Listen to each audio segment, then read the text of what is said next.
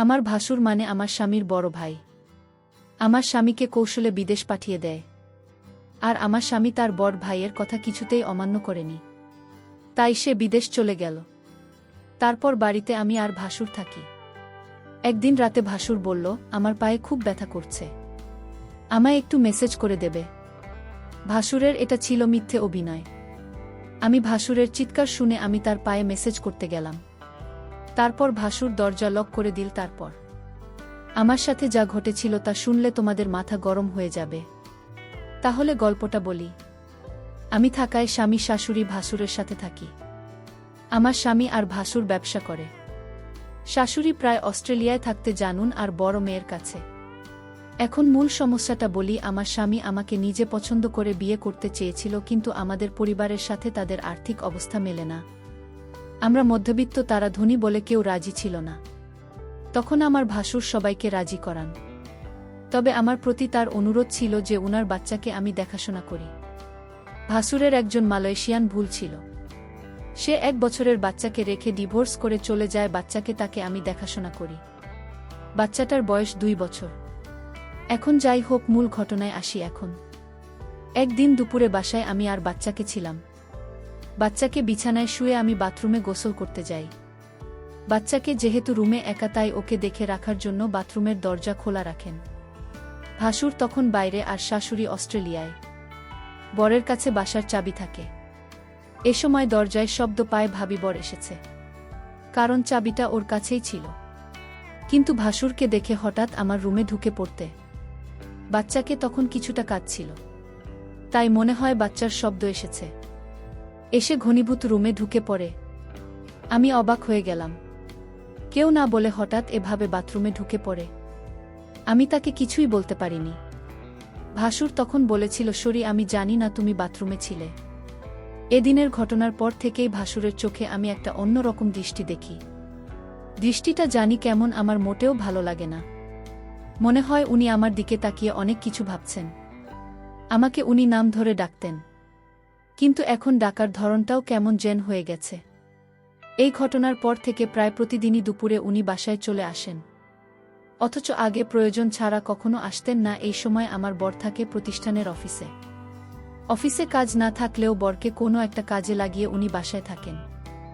শুধু বাসায় থাকলে সমস্যা ছিল না, কিন্তু বাচ্চার কাছে থাকার অজুহাতে উনি আমার ঘরে পড়ে থাকেন আর অদ্ভুতভাবে তাকান।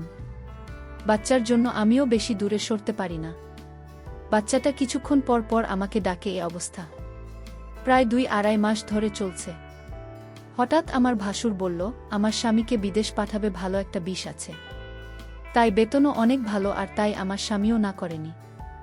উনি মনে হয় আমার কাছে কিছু একটা চাচ্ছেন। না হলে আমার স্বামীকে বিদেশ পাঠানো কেন? তবে তার চাওয়াটা যে কি সেটা আমি বুঝতে পারছি না।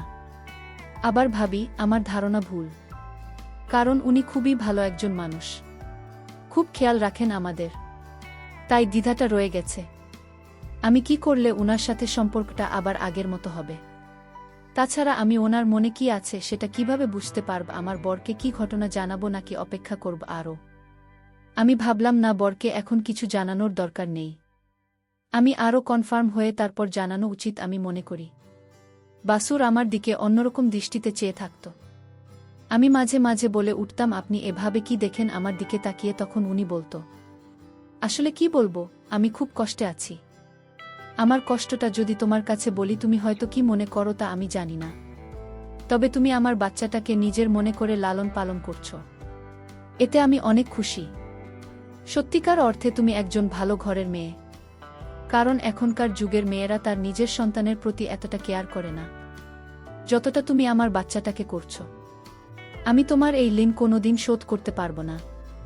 আমার বাচ্চাটা মায়ের অভাবটা তুমি পূরণ করছো, এর চেয়ে বেশি কি হতে পারে? আসলে বিদেশি মেয়েরা তার সন্তানের প্রতি ভালোবাসা কম থাকে, তবে সবাই সমান না। বাঙালি নারীরা তার সন্তানের দিকে তাকিয়ে সারাটা জীবন কাটিয়ে দিতে পারে। বাঙালি নারীর কোনো তুলনা হয় না। তবে আমার ছোট ভাইয়ের বুক করে তোমাকে আনতে পেরে আমি নিজেকে ধন্য মনে করছি। আমার ভাসুর আমার এসব প্রশংসা করছিল। আমি তার প্রশংসা শুনে অনেকটা থমকে গেলাম। বাবারে, এত প্রশংসা! যাই হোক, ভাসুরকে একদিন দেখলাম খাওয়া দাওয়া ছেড়ে মনমরা হয়ে ঘরে শুয়ে আছে। এই বাড়িতে ভাসুরকে আমি দেখাশোনা ছাড়া আর কেউ নাই। দেখলাম ভাসুর আজ সারাদিন কিছু খায়নি। আমি ভাসুরকে বললাম, আপনার কি শরীর খারাপ? ভাসুর বলল, আমার মাথায় প্রচণ্ড ব্যথা করছে, সকাল থেকে কি করব বুঝতেছি না।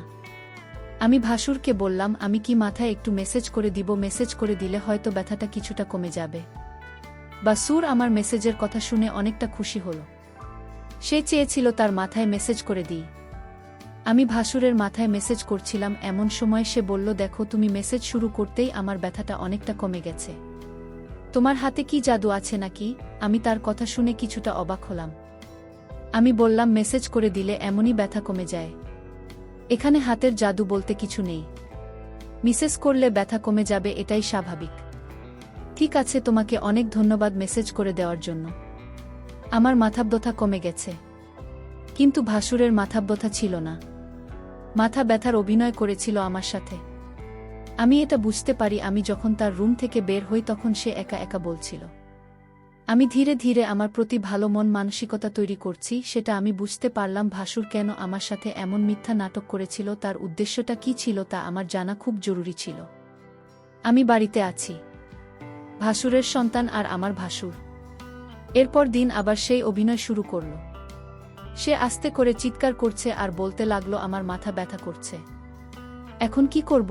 আমি তখন ভাসুরকে বললাম, ডাক্তারের কাছে যান, তাহলে সব ঠিক হয়ে যাবে। রোগ নিয়ে ঘরে বসে থাকলে কি আর চলবে? বার ভালো হবে। ভাসুর আমার কথা শুনে দেখলাম তার মুখটা অন্ধকার হয়ে গেল। আসলে কি তার মাথা ব্যথা করছে নাকি এসব অভিনয়? আমি তার হাবভাব কিছুই বুঝতেছি না। আমি ভাসুরকে বললাম, চলুন আজ আপনাকে ডাক্তারের কাছে নিয়ে যাই। ভাসুর বলল, তুমি একটু মেসেজ করে দিলেই তো মাথাব্যথা কমে যায়, তাহলে শুধু শুধু কষ্ট করে কেন ডাক্তারের কাছে যাওয়া লাগবে কেন? আমি ভাসুরের কথা শুনে কিছুটা অবাক হলাম। সে চায় আমি তার মাথায় মেসেজ করে দিই। আসলে সে কি চায় সেটা আমার জানতে হবে। ভাসুরের এমন অভিনয় আমার কাছে ভালো মনে হচ্ছে না। এর মধ্যে আমার বর আমার কাছে ফোন করল। আমাকে জিজ্ঞেস করল, কেমন আছ সালমা? আমি বলেছিলাম, তুমি খুব শীঘ্রই বাড়িতে আসলে অনেক ভালো হতো। এতদিন বিদেশ থাকার দরকার নাই, তুমি যত দ্রুত সম্ভব চলে আসো। আমার স্ত্রীর এমন কথা শুনে আমি কিছুটা থমকে যাই। আমার স্ত্রী তো কোনোদিন এমন কথা বলেনি। আজ সে এমনভাবে বলছে আমি যেন আজই দেশে চলে আসি।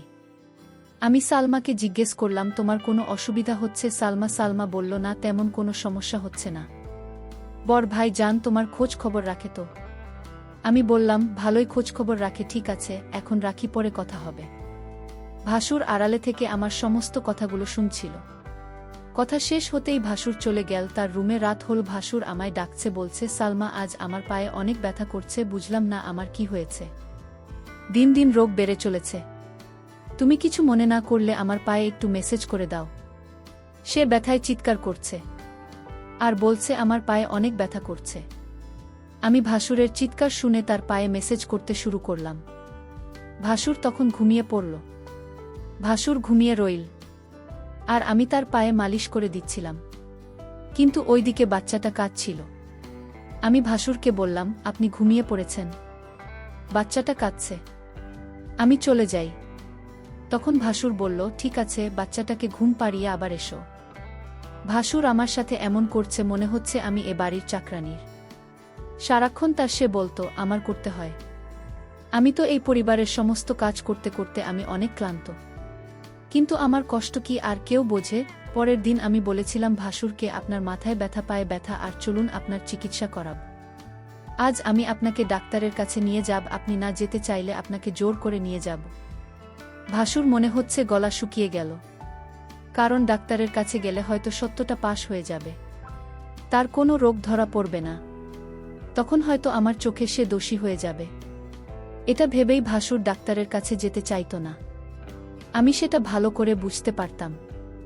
আর তাই ভাসুরকে আজ আমি বললাম, আপনি যদি আজ ডাক্তারের কাছে না যান তাহলে আপনি বাড়িতে একা একা থাকতে হবে। আমি চলে যাব এই বাড়ি থেকে, আমার স্বামী ফিরে আসলে আবার এই বাড়িতে ফিরব। তার আগে না। ভাসুর আমার কথা শুনে থমকে গেল। তাহলে সালমা আমার মনের কথা কি বুঝে গেল নাকি? আমি বললাম, ঠিক আছে সালমা, চল আজ আমি ডাক্তারের কাছে যাব, তুমি যখন চাইছো। আমি কি আর না করতে পারি? এখানে তো আমার কোনো উপকার হবে না। আপনার রোগ ভাল হবে, আপনার ভালোর জন্যই তো ডাক্তারের কাছে নিয়ে যাওয়া ভাসুরের মতো ভাল ছিল না। এটা আমি শিওর হলাম তার কথায়। যাই হোক, ডাক্তারের কাছে গেলাম। ডাক্তার তার সমস্ত শরীর পরীক্ষা করল। পরীক্ষার রিপোর্টের জন্য অপেক্ষা করতে লাগলাম। ভাসুর আজ অবশ্যই আমার কাছে ধরা পড়বে। ভাসুরের মুখখান দেখলাম শুকিয়ে গেছে। প্রায় 4 ঘন্টা পর রিপোর্ট আসলো। ডাক্তার রিপোর্ট দেখে বলল, আপনার কোনো সমস্যা নাই, আপনি তো ভালো আছেন, আপনার সমস্ত রিপোর্ট ভালো। ডাক্তারের কথা শুনে ভাসুর অনেকটা লজ্জিত হল। আমি ভাসুরকে নিয়ে বাড়িতে ফিরলাম। আমি ভাসুরকে জিজ্ঞেস করলাম, আপনার কোনো রোগ নেই, আপনি রোগের ভান করে কেন আমাকে কষ্ট দিলেন? আপনার উদ্দেশ্যটা কি বলবেন? ভাসুর বলল, আরে অনেক সময় রিপোর্টের সমস্যা ধরা পড়ে না, কিন্তু সালামা বিশ্বাস করো আমার সত্যি পায়ে এবং মাথা ব্যথা করছিল। পরের দিন রাতে ভাসুর আবার চিৎকার শুরু করল, বলতে লাগল, ব্যথায় মরে গেলাম, আমার খুব পায়ে ব্যথা করছে। শুনছো সালমা, তুমি আমার পায়ে একটু মেসেজ করে দাও। আমি তার চিৎকার শুনে কি আর করবা, মেসেজ করতে গেলাম, তার পায়ে মেসেজ করে দিলাম। ভাসুর তখন ঘুমের ভান করে শুয়েছিল। সালমা তার পায়ে ম্যাসাজ করে দিচ্ছিল। ভাসুর বলল, ঠিক আছে, আমার ব্যথা একদম নিরাময় হয়ে গেছে, এখন তুমি যাও, ঘরে গিয়ে ঘুমিয়ে পড়। কিন্তু সালমা দেখিয়ে আমার কথা কিছু শুনেছেন না। সে আমার পায়ে ধরে ঘুমিয়ে গেছে। মনে হচ্ছে সে অনেক ক্লান্ত হয়ে গেছে। আমি বিছানা থেকে উঠে বললাম, তুমি এখানে কিভাবে এলে, আর আমার রুমে কেন? এখানে তুমি কি করছো? ভাসুরের এসব কথা শুনে আমার মনে হলো, বাহ, আপনি তো ভালোই বলছেন। ভাসুর বলল, যাও তোমার রুমে গিয়ে ঘুমাও। ভাসুরের আজকে বিষয়টা আমি কিছুই বুঝতে পারছিলাম না। রাত শেষে সকাল যখন এল, একজন লোক ডাকতে লাগল, সালমা ম্যাডাম বাড়িতে আছেন? আমি বললাম, আমি সালমা, বলুন কি বলবেন। লোকটি আমার হাতে একটি কাগজ দিয়ে বলল, এটা আপনার স্বামী বাড়ি থেকে পাঠিয়েছে। আমি কান খুলে যা দেখলাম তা দেখে আমার মনে হচ্ছিল আকাশ বুঝি আমার মাথায় ভেঙে পড়ল। এটা ছিল ডিভোর্স লেটার। আমার স্বামী আমাকে বিদেশ থেকে ডিভোর্স দিয়ে দিয়েছে। আমার তো কোনো অপরাধ ছিল না, তাহলে কেন সে আমাকে ডিভোর্স দিল? আমি তো কিছুই বুঝতেছি না। আমি অনেকটা ভেঙে পড়তে লাগলাম, আমার মাথায় কোনো কাজ করছিল না। আমি এটা মেনে নিতে পারছি না। কোনো কারণ ছাড়াই আমাকে ডিভোর্স দিল আমার স্বামী, এটা আমি কিভাবে মেনে নেব? কিন্তু হঠাৎ আমার মধ্যে আমার স্বামী একটা ভিডিও সেন্ড করে পাঠাল। ভিডিওটা দেখে আমার মাথা ঘুরে গেল। ভিডিওটা তো আমি যখন ভাসুরের পায়ে ব্যথা ছিল তখন মেসেজ করেছিলাম, সেই ভিডিও। আমি ভিডিওটা দেখে চমকে গেলাম। আমি ভাসুরের উপকার করলাম, আর ভাসুর কিনা আমার স্বামীকে ভুল ধারণা দিল। কেন সে এটা করল? আমি ভাসুরের রুমে গিয়ে ভাসুরকে বললাম, আপনি কি মানুষ না অন্য কিছু? আপনি কিসের জন্য আমার সংসারটা ভেঙে দিলেন একটা মিথ্যা নাটক করে? আমার মতো সহজ সরল ছিল, আমি কিছুটা বুঝতে পারছিলাম, কিন্তু আমি তো আপনাকে বলিনি, কারণ আমি আপনাকে সম্মান করি তাই, আর আপনি সম্মানের এই প্রতিদান দিলেন। ভাসুর তখন 10 লক করে দিল। আমি বললাম, দরজা লক করলেন কেন? সে বলল, একটু পরে সবাই বুঝতে পারবে। ভাসুর তখন আমার পায়ে এসে পড়ল আর বলল, তুমি আমায় ক্ষমা করে দাও।